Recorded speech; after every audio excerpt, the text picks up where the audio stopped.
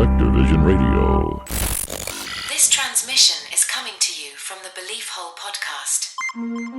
If you're listening to this right now, you know the world is full of encounters with the unexplained. It was just a shadow of a man standing at the edge of my bed. True terrifying tales submitted by listeners like you. The next thing I know, there were two long metal rods coming at my head. Large triangle-shaped something. It was so freaky. It looked like it was coming closer, like out of the forest. I thought to myself, what on earth? I do remember that bright light. It looked at least 7-8 feet tall. This thing staring at me. I remember thinking to myself, what the hell is going on? This thing was blacker than black. Weird chanting. Halfway through, it had stood up on its hind legs and walked the rest of the way. So join us on the Belief Hole podcast as we shine a light into the dark and explore the bizarre phenomena behind some of the strangest encounters you've never heard. When you have a sec, please rate and review us on Spotify, Apple Podcasts, or wherever you listen. Thank you from the bottom of our dark little hearts.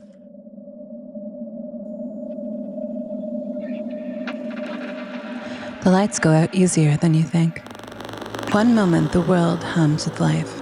The next, you're alone with the quiet and whatever breathes within it. For years, these shadows have whispered our names. They've waited, patient, hungry, just beyond the edge of hearing. And now, as you return, yes, you, they stir once more. There are stories that do not belong in the daylight. Things that crawl between heartbeats. Shapes that watch from corners your eyes refuse to hold. And still, you've come back. As we all do. Drawn together in the dark, listening, wondering, daring not to turn around. So settle in, stay very still. Because tonight, the unknown remembers you.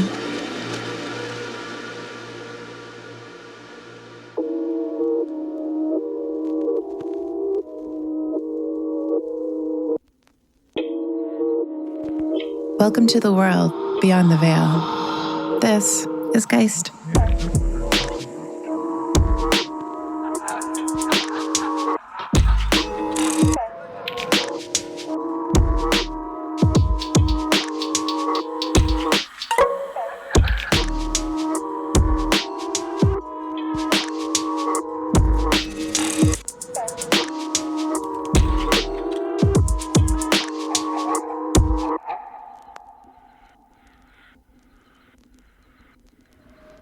A few months ago, I opened my email, and there waiting for me lay the most curious collection. All of them sent by a man named Gary. Stories numerous and deliberate, each one meticulously named. You can imagine how eager I was to start listening. As the months slipped by, more arrived, always from Gary. And now I present them to you. These curious fragments, these lingering impressions of a traveler who has wandered this realm, perhaps a little further than any person was meant to go. My name's Gary. I live here in Ontario, Canada. Growing up, it was kind of strange. I didn't realize it was strange at the time, but when I was a kid growing up, and even into my 20s and 30s, I had a number of kind of bizarre, strange, odd, whatever you want to call it, experiences. I just assumed this kind of thing happened to other people as well. And when I got older, I suddenly came to realize that no, it's not normal. Kind of cool to think back on now, some of the experiences and encounters I had. Kind of runs a gamut from one end to the other, from, mildly ghostly to just straight up bizarre. Growing up, I lived in many different places, including a few cities in Eastern Europe, as well as in Vancouver, British Columbia, and a handful of cities across southern Ontario. I didn't grow up believing in ghosts and that kind of stuff. And my family really wasn't into the telling of ghost stories or other types of creepy stories. I've spent most of my life traveling all over and given all of these journeys to many different locales. I finally decided over the last few months to sit down and write down and audio record some of my most bizarre and interesting life stories so that I could maybe share them with others.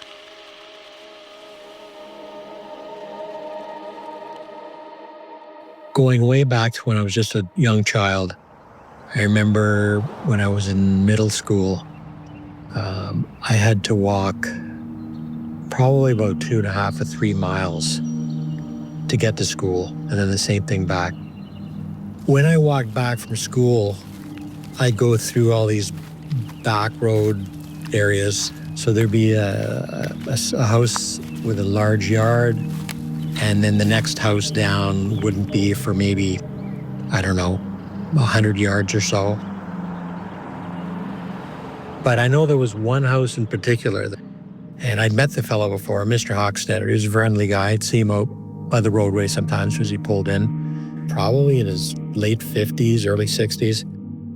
I noticed one day there was a sign out front that said Hochstetter's Taxidermy.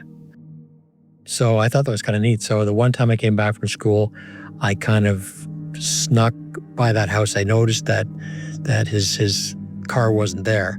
So I figured, okay, he lives alone. I'm just going to go to the back. Went to the window, and when I looked inside, I saw all of these, some of the animals and fish were up on the wall on plaques or on a piece of wood, and they looked beautiful. Some of them were done and painted up, and they looked like they were alive. And some of them were just the skin of the animals that was just drying. Going to school, I would kind of made it part of my regular routine is on the way back, because I had that long walk, just to have a rest, take a break, I would stop in and kind of sneak around the back to look in the window. And even when he was home and I noticed his car there, there were hedges and bushes, so I could sneak back there, no one could see me. And I would watch him at work, painting, putting glass eyes and things. His mom and dad, I'm assuming that's who it was, would be sitting there watching him at work. And both of them were just sitting side by side, kind of leaning forward a bit, watching him, but kind of watching him, probably very proud. I thought, oh, that's nice. I went there, I would imagine probably, 15 or 20 times. And every time I came, they would be sitting there watching him work and never moved, just kind of sat there. It's kind of heartwarming. I thought that's so nice that his parents took an interest in what he did. 3 or 4 months later, and there was suddenly a for sale sign. And I go to the back, and his workshop area where he did the taxidermy was totally cleaned out. I didn't see his car in the parking, in his parking spot. Saw a neighbor out front. Said, do you know what's with Mr. Hochstetter? He packed up and moved a few days ago. He's gone. Him and his mom and dad left. And he said, no. His mom and dad died like 15 years ago. They both passed at the same time. They were in an accident. So he's been living there alone all this time. And I'm thinking, wait a minute. I saw them sitting there. And I saw them sitting in different places. Yeah, they were always leaning forward in the same position, never moving. Oh, shit.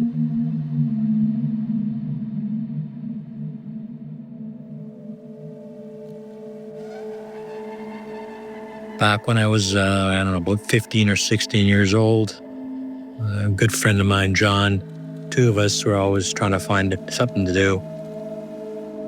A lot of times, because we were both night owls, we'd stay up late at night. We'd sneak out of the house, or parents wouldn't know we were out. And close to where we lived, there was a large wooded area, a large park, baseball diamonds, and a lot of hiking trails. On one of these bored occasions, we decided we'd go for a walk at about midnight nobody around, and it was the dead of winter. I think it was sometime in end of January or so. And we were walking through the woods, and we came upon this small, it was actually like either a small lake or a very large pond. The surface had frozen over, and while we were just walking around, next thing you know, the two of us are standing in the middle of this small lake, just standing there talking, and all of a sudden, the ice gives way. We go crashing in the water, and it just hits you. Your body turns to lead, you lose your breath, and we're treading water trying to get out. We figure that's probably the end of us. Luckily, there was a fallen tree close by. I was able to reach a branch, pull myself out. John grabbed my leg. We got out of the water, well below zero, freezing cold, windy, and we're soaking wet, we're drenched. So we thought, what can we do? We're shaking like crazy. The only thing that was close to us was an old abandoned dance hall from back to the 1920s or so. We knew, by having walked by there before, that at knee level there were windows that were boarded up going into a basement below the dance floor. And we thought, if we get there and we can kick the boards in, get into the basement to warm up, because running through the woods at midnight, we get to this place called the Pavilion. We managed to finally kick those wooden boards in. We get inside, and luckily, I was able to light a lighter. I found some old newspaper, rolled it up, basically made a torch out of it, made a couple of torches. So we look around, and we managed to find some burlap sacks. So we kind of threw a bunch over our backs, wrapped them around our arms. And once we got a little bit warmer, we kind of investigated, walked around the basement, thought it looked pretty cool. We hear nothing but the howling wind from that window we broke in. And we're sitting there, and all of a sudden, from above, we hear music, people laughing and talking. You can almost hear the clinking of glasses.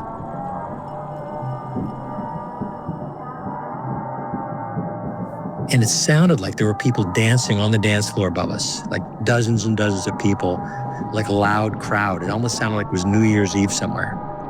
And there was like big band music playing. And we're thinking, what the hell is going on? It's not like just one of us heard it. And then we hear somebody with a microphone talking to the crowd, and they're all clapping and cheering. And then another song starts, and then the dancing starts again. So this is going for a few minutes. Then suddenly just stops. Dead silence again. And all you hear is the wind blowing, us breathing. And we kind of look at each other and say, did that really happen just now? So we went around just kind of looking in the basement some more. Suddenly that music and dancing starts again up above us.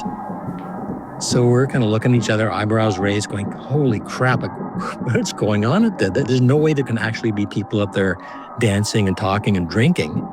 It's like close to 1 o'clock in the morning. But then we saw an old wooden staircase going up from the basement, going up towards the floor of the dance floor. But we went up it, and we banged on it, hoping somebody would open it. Nothing. And we noticed there was a big chain and padlock on it. We could hear the creaking of the floorboards. We heard heavy shoes. We heard the dancing. And we started yelling and yelling. Nothing. Suddenly it just stops. It's like someone suddenly just presses a button and it just stops. And then silence again. And again, we look at each other and say, this is really freaky, man. Like, what is going on? Warmed up enough so that we could, get home, crawled back out. We went up, looked at the dance floor area, which was right above us. We went up the little stairs around the outside. It was just pitch dark. It was just deserted. It was dirty. There was nothing there. There were no people. There was no band. There was there wasn't anything. It was just like a deserted dance floor with the wind howling through it with some snow laying on the floor. we book it back home. So I can't remember if it was the next day or we went in the middle of the day. We went back to that pavilion to check it out. And we noticed that probably the park authorities or somebody had come along, put up new boards and screwed them in this time. So extra layers of wood, lots of screws, so there would be no way anybody could break in. Again, we looked up at the dance floor and it had a heavy layer of, it's like a filth. It hadn't been walked on or danced on in a long time. We joked around saying, what could it have been? Why did we hear that? Was it kind of did we go back in time somehow? And we thought, well, maybe when we fell through the ice and both of us were just, close to death, maybe we were in the early stages of hypothermia or something and our brains were going to mush. But how would the two of us both have the exact same thing happen to us at the same time and hear the same thing? More after this.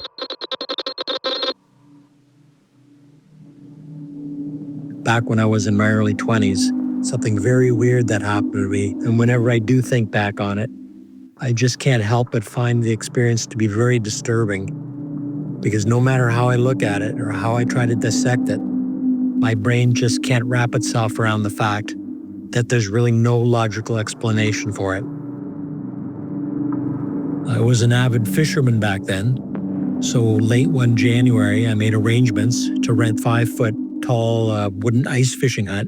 This trip was for me, myself, and I, and fortunately, we were all getting along at the time. The shack was fitted with a propane tank strapped on the outside, which was then connected by hose to a small heater located on the inside of the hut for warmth. The hut itself was located about 5 miles or so out from shore, sitting on ice pretty much in the middle of a fairly sizable lake here in northern Ontario. Yeah, I was excited to be out there fishing, and I also was hoping to get a bit of sleep. I'd be sitting there from 5 o'clock that afternoon up until about 7:30 the next morning. So there I was, all alone, about 5 miles out in the middle of a northern Ontario lake in the dead of winter, sitting there in a cramped wooden box that later that night I felt could very well have been my coffin. Total freak storm, very unexpected, and came completely out of nowhere. So as the night wore on, the winds grew stronger, howling like the devil, and were accompanied by a gradually changing barrage of first wet snow, then sleet, and then finally hail. So other than stressing over the racket going on outside of the hut, the night was rather uneventful until I heard that first big bang.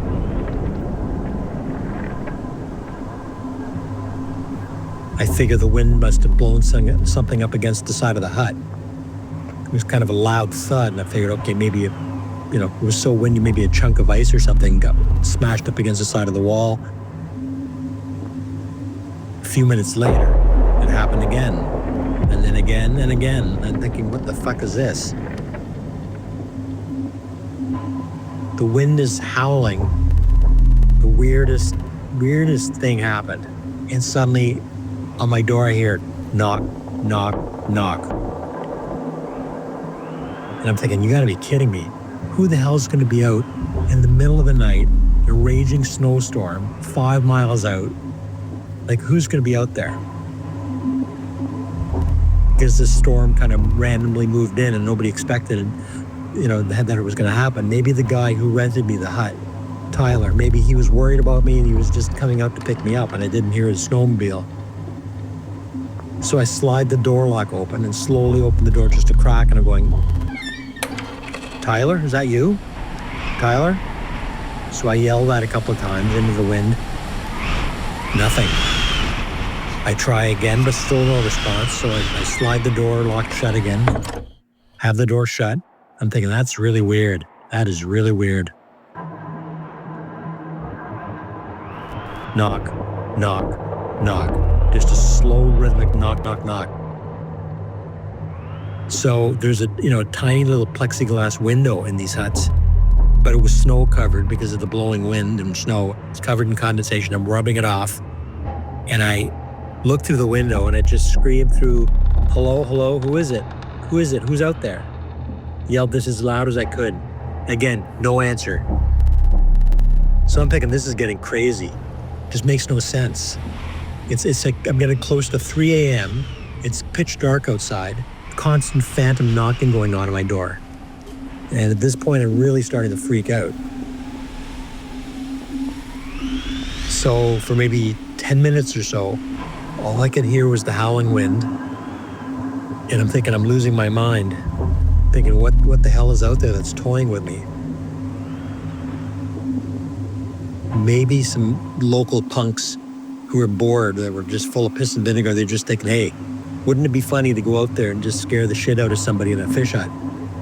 But I'm thinking, who would do that? It's just too damn cold, it's too damn late, and it's dangerous. And if they would have come out here, I would have heard them on their snowmobiles. And I know damn well they wouldn't have walked 5 miles out in the middle of the night. Nobody would do that. Nobody in their right mind anyways.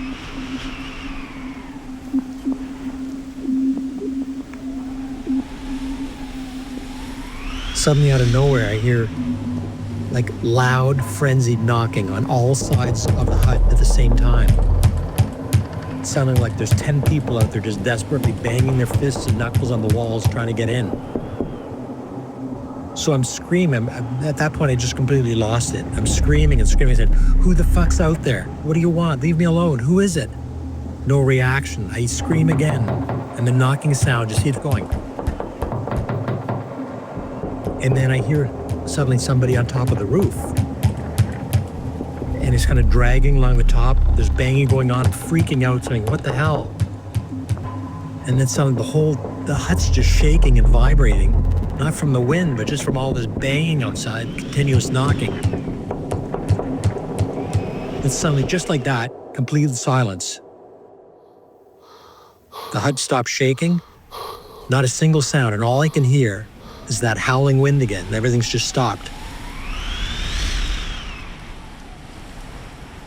I'm breathing hard, panting, and I'm just sitting there scared out of my wits. And then for the next couple of hours or so, up until sunrise, I do nothing but just sit there, just listening. Are they gone? Whatever it is or whoever it is, are they actually gone? Or are they just patiently sitting out there waiting for me to crack open the door so they can grab me and do know who knows what to me?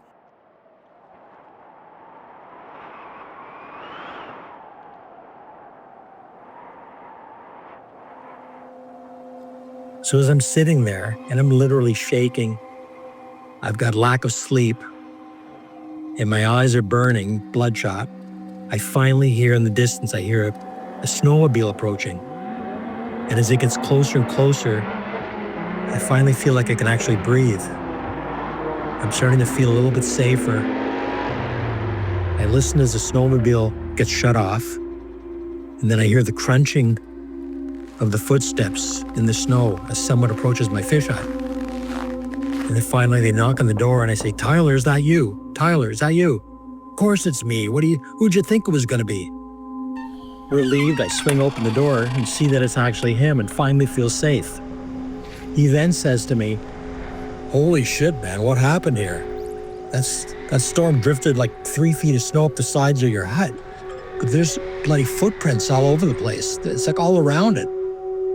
I then stepped out of the hut, and sure enough, I could see it all around the hut. It looked like it'd been trampled down by someone or something.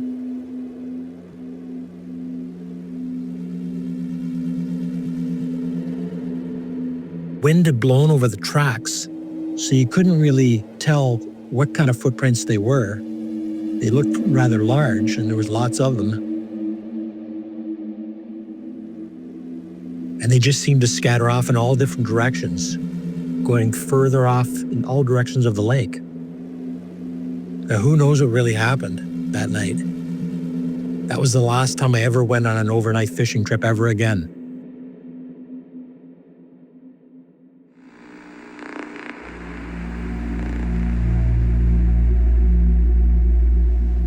This story just happened recently, in February of 2026 this year. And I was on another business trip for work for a conference in Kansas City, Missouri. I did have some downtime.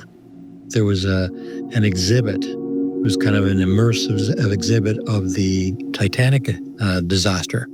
They would have like over 200 artifacts from Titanic and other ships from that era.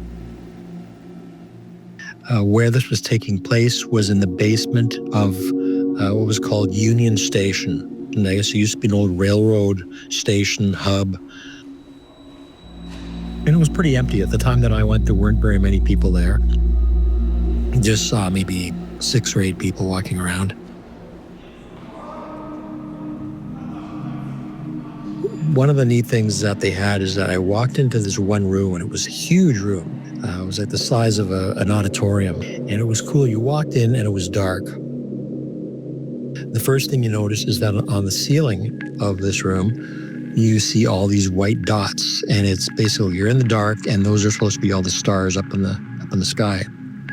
And then you look, and you can see that as you're walking through, you can see lifeboats.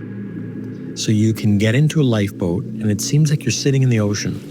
As you're sitting in there, you suddenly realize the Titanic is right beside you. Suddenly you see that it's hit the iceberg, and it's starting to sink. And then they show up in the sky above the Titanic, so all of the communication between other ships and the Titanic going back and forth.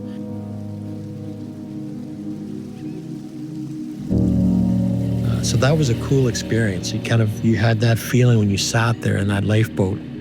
You had the experience of what it must have felt like for the women and children, and I guess probably some men that were in those lifeboats watching the ship that they were on just shortly before, having dinner, having a good time, suddenly watching it sink and knowing there were people on board that were going to die. Really a gut-wrenching experience, to be honest.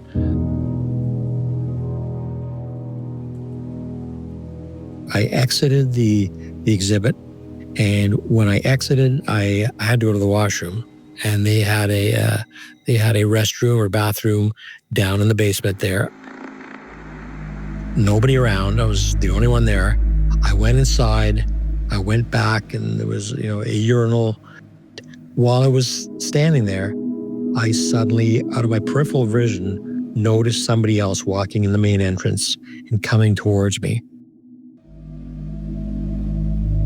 And so I didn't want to stare, but I kind of half looked over.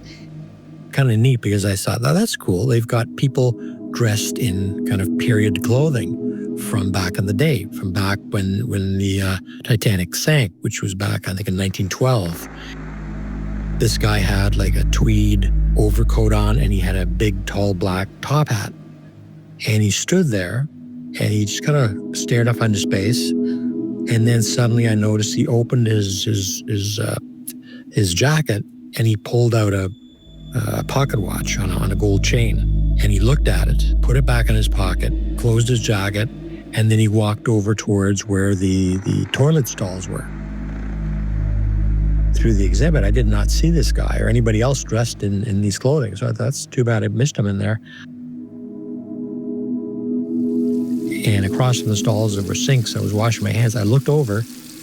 The stalls were all open, and there was nobody there. So right away I'm thinking, where did this guy go? Because after I saw him walking towards those stalls, he did not leave. Because I came right out to wash my hands, turn around, look where he was. I would have heard him walking by. He just vanished, disappeared into thin air. Gonna head home now, back to the hotel.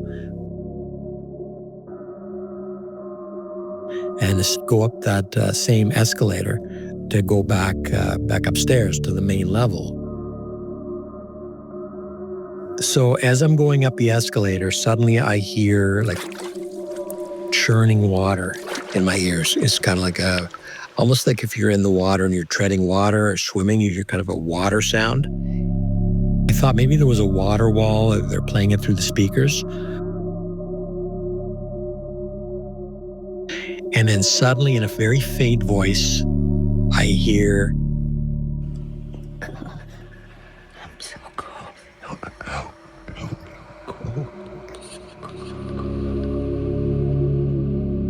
like it sounded like a young man or a boy. And I thought, that's got to be coming through a speaker somewhere as part of the exhibit. But no, there was no speaker around. I came to the top, back onto the main level, and that was it.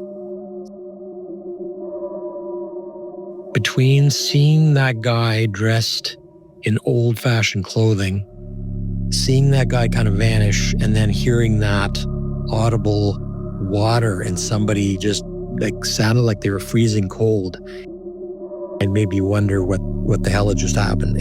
But whatever it was a really, really cool experience. I want to say ghostly.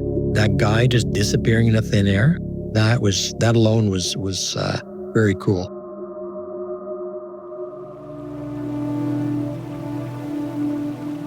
But anyways, thanks for listening.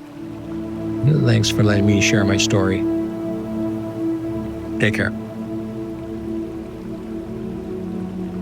A special thanks to Gary for sharing your story. And listeners, there's more where that came from. Do you have a story you've been hiding? Send us a phone recording or email to hello.geist.podcast@gmail.com. Geist is created, directed, and edited by Danielle Matar. Sound direction, music, and FX by Beau, Jensen. Mixing and sound by Adam Esker. Episode artwork is by Grace Bovin. Story scouting from Evan Kolar. Geist logo is from Carruthers. Follow us on Instagram at Geist_podcast, TikTok at Geist Podcast, and YouTube at Geist_podcast. Thank you for listening. Until next time, sleep tight.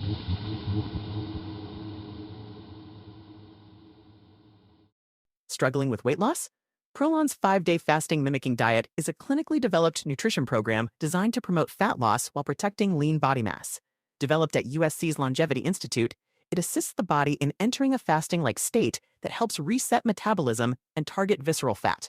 In just 5 days, Prolon offers a science-backed approach to weight loss without extreme restriction or guesswork. Get 15% off plus a $40 bonus gift when you subscribe at prolonlife.com/now.